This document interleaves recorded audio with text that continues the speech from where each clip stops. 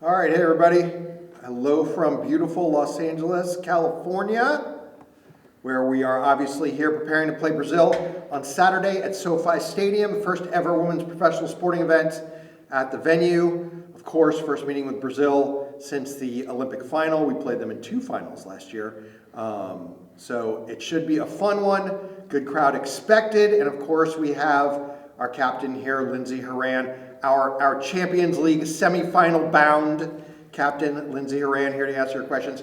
We don't have her for that long, so we're just going to get to your questions really quick, and we'll go to Jonathan Tannenwald. Go ahead. Thanks, Aaron. Hi, Lindsey. Thanks for taking the time. As ever more players on these rosters are playing with clubs in Europe and are still new at making the very long trip, especially this one from Europe to California, what advice do you give them about making the trip, the transcontinental trip for national team games? Honestly, it's more just like finding what is best for you right now. I think, like you said, the more players go over there, the more we're going to have to be able to handle this, and that's what professional players do. So I think it's just about recovery, making sure right when you get in, you get everything that you absolutely need, and maybe, the first day or two, it's how can we minimize the jet lag feeling and make sure that you're ready for training and prepared and doing whatever you can to be ready for the game. Thanks, JT. Scott French, go ahead. Hi, Lindsey. What's unique about Brazil? What challenges do they provide that nobody else does? Well, if you watched our Olympic final, it was not like any other game during the Olympics. Obviously, that was a tournament, so it might be a little bit different coming into a friendly match, but I really don't think so. I think a lot of it is a physical battle and also a mental battle to be able to deal with that as well. And over the course of the game, you're going to get so many different things, but winning the duels, winning those non-negotiable things that we talk about as a U.S. women's national team, those kind of come first. And, there will be some control, some football, we hope, but obviously just going into the game, it's going to be a difficult one, and we capitalize on our chances because we might not get that many.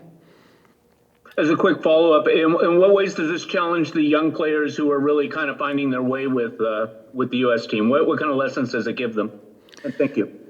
Yeah, well, first off, we just played against a team that also caused a lot of problems for us and, is one of the best teams in the world, being Japan. So I think that in itself, spoke a lot to these new young players coming in and even us, that have been in here for a while. Like we have to find ways, we have to deal with that, and we have to get better from it. And I think this game is just a new challenge in itself, and a very, very exciting one.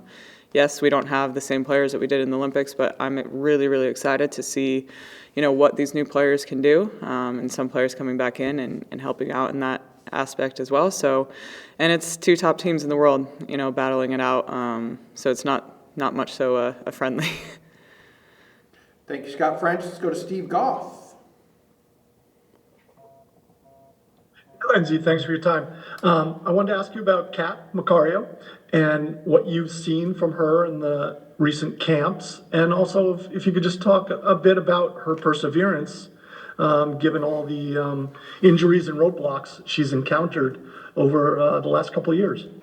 Yeah, I mean, it's for us, this national team, it is so amazing to have her back. I think it's a different kind of player that you haven't seen in a while, and one that we've obviously missed greatly. I mean, Katarina is world class, and I think her playing the role as a 9 for this team, being able to be almost a false 9 at times, dropping in and holding up the ball for us, but also her presence in the box. She's a goal scorer, and she can sniff it out, and she can also play. I love the brain that she has, the football brain, and I mesh very well with her, and I think it's just important to have players like her on the field and in this environment. And you talk about the perseverance. It's hard.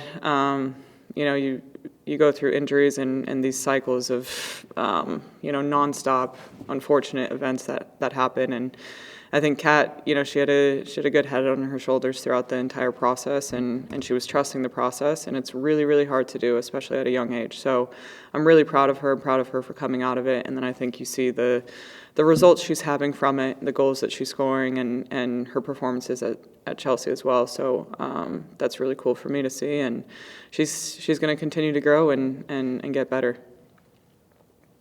Thanks, Lindsay. Thanks, Steve. Ryan Tomich, go ahead, Ryan. Thank you. Lindsay, another person coming back from injury and rejoining the team is Trinity. I saw there was a video posted of you two on social coming back, and just the kind of happiness of welcoming her back to the group. With Trinity, what are the things that one, she brings off the field in her presence and having her come back from her injury issues, and two, like as a midfielder, when you're playing with her out there, what are the different sort of things that you look for and you're able to do when you have someone like her in the team?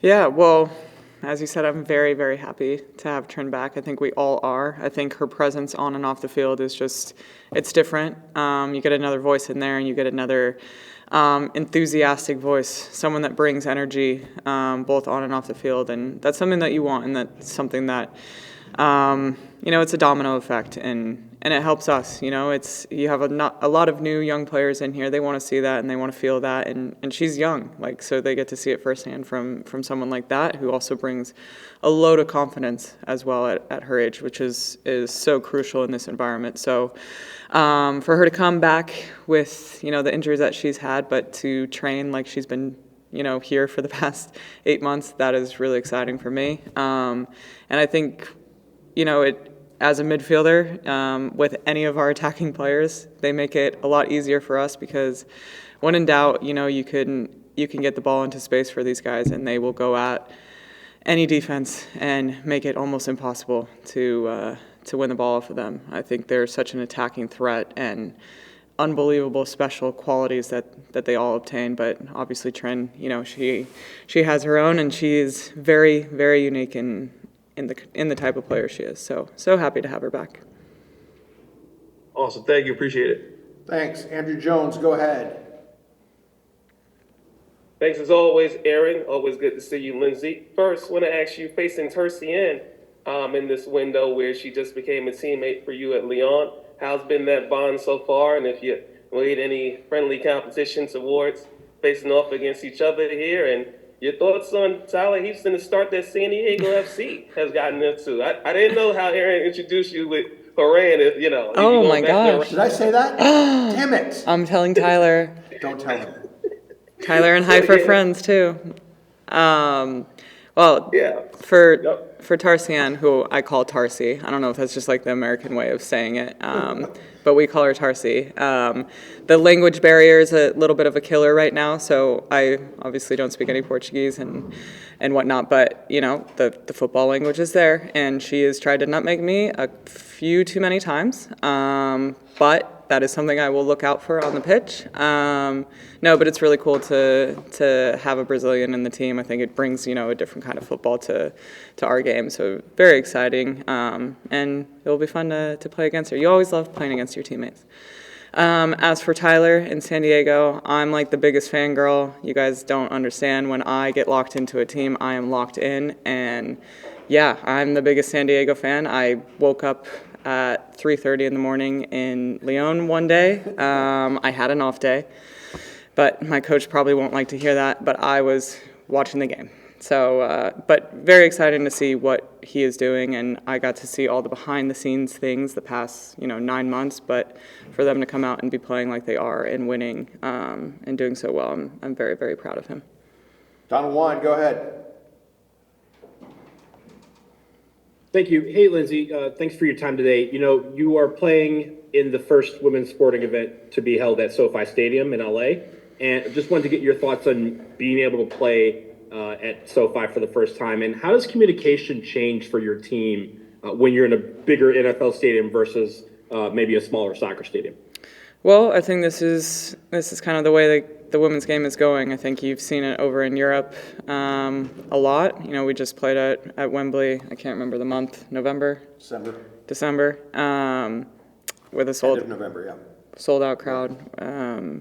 And that's a pretty typical thing now for England playing their home games at Wembley. So, one, we've dealt with that, and that is just something that moving forward, these are tournament settings that we're going to get where you're not going to be able to hear everything on the field. But again, also just a really exciting thing for us because you want to start filling out these stadiums. And I know it's not going to be a sellout crowd right away, the entire stadium, but we have to start getting there. We have to start bringing in these crowds like, teams in Europe that are doing. I think the U.S. national team fan base has been so great, always for us bringing so much noise and having our backs throughout these games. So I think bringing in more of that, getting more noise in there, making it more difficult for the opponent, super excited for that. And obviously we're very excited to play at SoFi. Last one, and I need to let Lindsay go, goes to Amna. Go ahead, Amna. If I can get unmuted. Hi, Lindsay.